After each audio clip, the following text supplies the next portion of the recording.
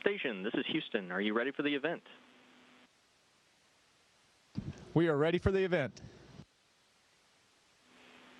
CNBC, this is Mission Control Houston. Please call station for a voice check.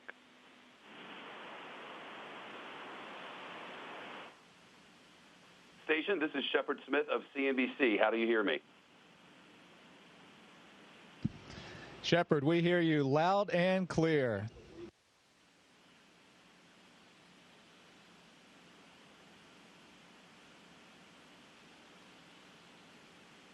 Very good. Thank you very much. That sounded to me like, quick housekeeping, it sounded to me like we have about a 5-second delay. Is that about right, Englewood Cliffs? Yeah, I think that's good. Okay. Are we ready? Yeah, we're ready. With us now, Colonel Mike Hopkins and Kate Rubins, both aboard the International Space Station. The space station is more than 20 years old. Guys, it's great to see you. Thanks so much. You recently had some leaks up there, which sounds a little scary down here. How worrisome was it for you, and how'd you handle it? Yeah, so actually the leaks started before we arrived on board, and so it's been something that the teams up here, the teams on the ground have been looking at for quite a while now. They've got plans forward for how we're going to fix that, and so in general it was an event that wasn't sudden or anything of that nature. It was a slow leak, and so we've had some time to try and figure it out and understand where the problems are and to get them fixed.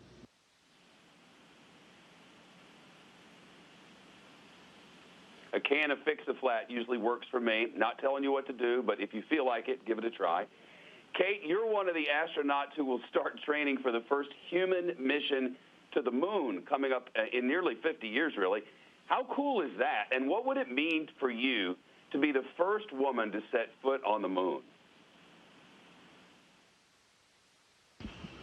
Well, thank you. It's an incredible group of people that we're training with here, and really this is the support team for the entire astronaut corps is working on this, as well as thousands of people at NASA. So I'm just pretty excited to be able to join the team. It's pretty amazing to see what we're doing. SLS has about 8.5 million pounds of thrust, so this is the heaviest rocket, the most powerful rocket we've ever built. And of course, I think everybody knows what going to the moon is going to mean to us as Americans, as well as all of our international partners. For me personally, I think there's an amazing amount of science to be done on the moon. When we end up going to Mars, we're going to be looking for microbes, and I think the moon is the ideal test bed as a negative control. This is really where we're going to be looking to test out a lot of our future deep space exploration plans.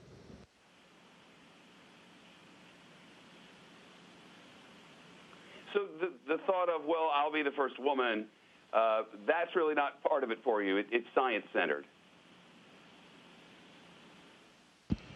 Absolutely. Hopper knows me well, and he'll tell you the same thing.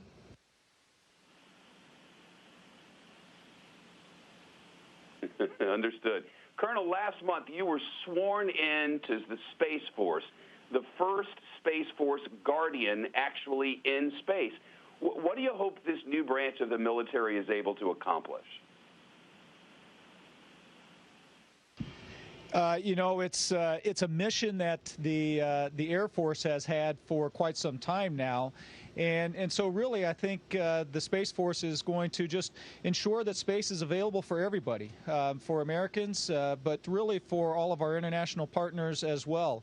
And so as we move forward, I think there's a lot of work to be done. It's not easy starting up a new service, and it was certainly a privilege for me to get to come over and join the newest service in the U.S. military.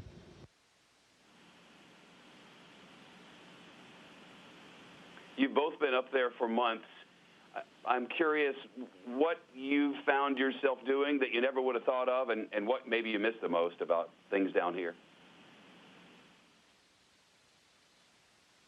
Well, so we're pretty busy. We've got about 12-hour shifts during the day. We are doing a lot of science up here, and then, of course, the maintenance to keep the station healthy. We do have a little bit of downtime, and we've got the entire 7 crew together, the Russian crew, the U.S. crew, our Japanese crewmate, and decided to try a little formation flying the other weekend. We thought we were going to be like the Blue Angels.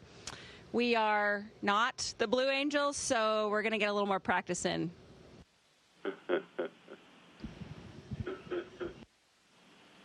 Well, that sounds like fun. I just wondered, are you reading anything good? How do you pass the time? Yeah, it's really easy to pass the time up here. Sometimes we're doing things very similar to what is going on down at Earth. One of my favorite times is at night when we're all around the dinner table. We come from a lot of different backgrounds, several different countries, and so there's a lot of stories to share. And so we do spend a lot of time doing that after the long days are over. Some of the other things that you get to do up here is a little unique. We're practicing our green thumb. We're trying to grow some plants up here, so we've got some pak choy and red kale and lettuce growing, and so it's always fun to see a little bit of Earth up here in space. And then, of course, the other thing that's fun to do with your free time is just to look out the window, because this is a unique perspective. It's a unique view, and so to spend 6 months up here and not spend time doing that would be a shame.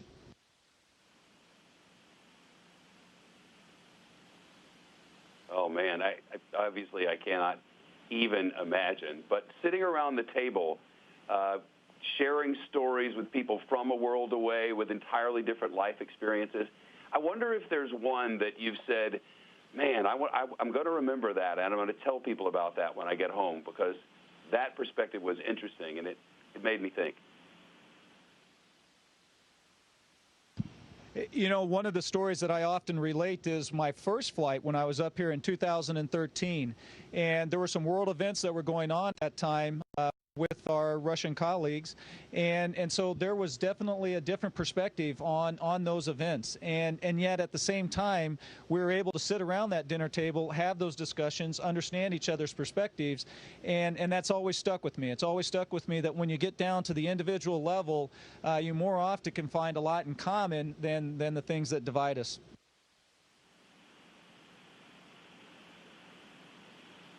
Yeah, that's the truest thing I have heard all day.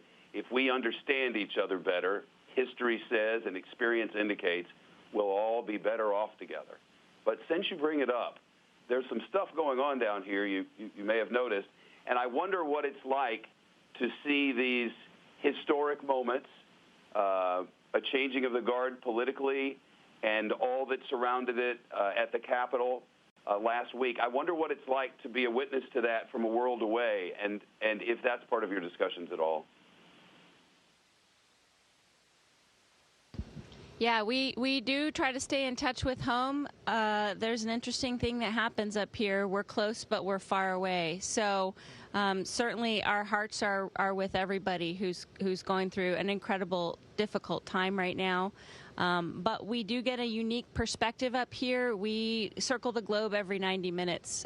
We get to see places that probably will never go in our lifetime, and it's close. We pass over Houston, we wave. We pass over Washington, D.C., and we wave. So we are very far away, but we're also close. And our thoughts just are going out to everybody that's going through a difficult time. We know that this is a tough time, not just for America, but for the whole world. So we are with you.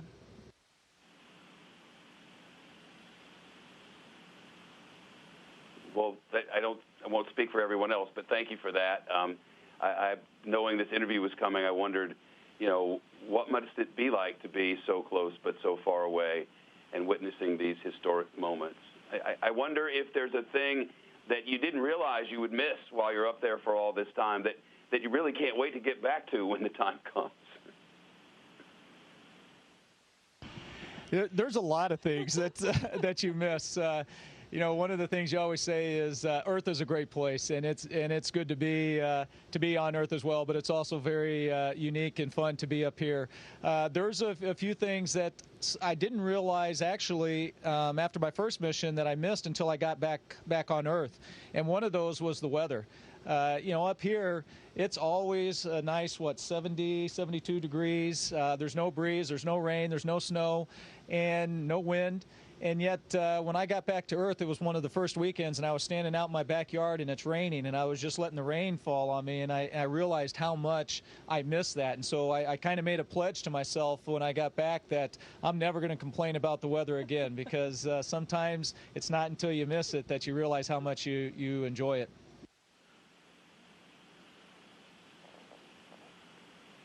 No rain in space. I love it. Over the years, I've had the real privilege and honor to speak to a number of people who are sitting in the places where you are. And I must admit, I hadn't thought about it, but most of them were men, and most of them had short hair. So we have a unique thing going on here. It's sort of like an elephant in the room. If I don't mention it, it would be weird. How do you handle your hair, which at this moment seems to be doing its own thing in its own way? That is a great question. It definitely does its own thing. I keep it long because you can go from very important to very quickly tacking it down when we gotta do a science experiment. But this is part of who I am, and I think one of the really neat things about being up here with people from all walks of life is the boys get to learn what it's like to have long hair around up here. Actually, Shepard, when you started to ask that question, I thought you were talking about me, because it's been a while since I've had a haircut, and so I feel like it's getting a little long.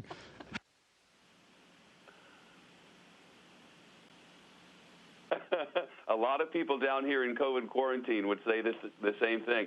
You're in a position, I know you're scientists and I know you're mission-driven, but you're also in a position where little boys and little girls down here look up and go, oh, man, look at that. I so want to do it. What do you say to those little kids who see you and say, I want to be you?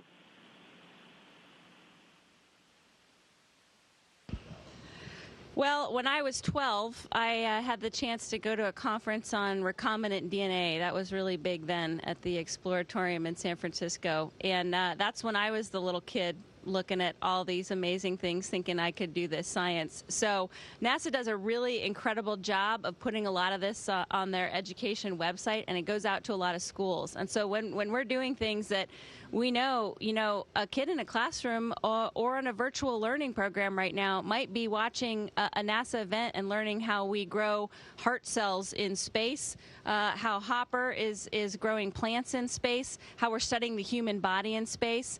This is really a great thing to do educationally, and we keep in mind that we're mission-driven and we're mission-focused, but we do keep in mind the educational aspect, and we know that kids everywhere are studying space, they're studying science, they have really big dreams, and that's a pretty motivating factor.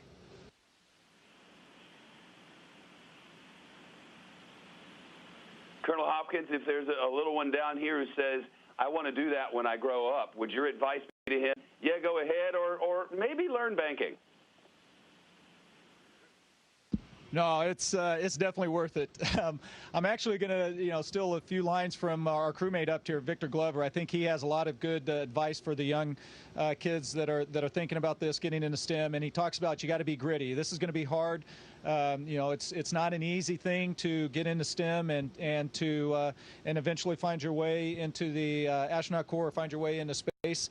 And so you got to have a little bit of grit to make it happen. The other thing that I like that he says you got to be a lifetime learner, and so that is very true. I mean, I'm getting up there a little, and I'm still learning something every day. And so you're always learning, and embrace that. It's great to do. And then something that I always believe as well is you got to be passionate. Find something that you really love and you're passionate about. Astronauts come from all walks of life.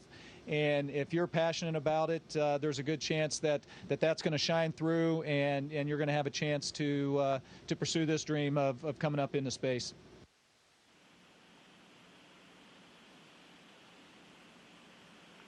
Well, you inspire us, and you make us so proud, and I can't thank you enough for your service to our nation and your contributions to a better world. Godspeed, be well, and I hope to have a chance to speak with either or both of you when you return to Earth. Many, many thanks to you and your colleagues. Thank you, Shepard. We really appreciate it. And on behalf of the whole Expedition 64 crew, thank you. Thank you for what you do as well, and to all your audience out there.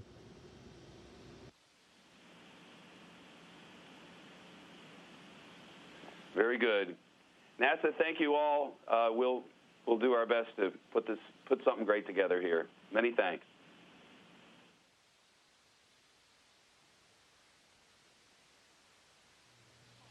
Station, this is Houston ACR. That concludes the event. Thank you. Thank you to all the participants from CNBC. Station, we are now resuming operational audio communications.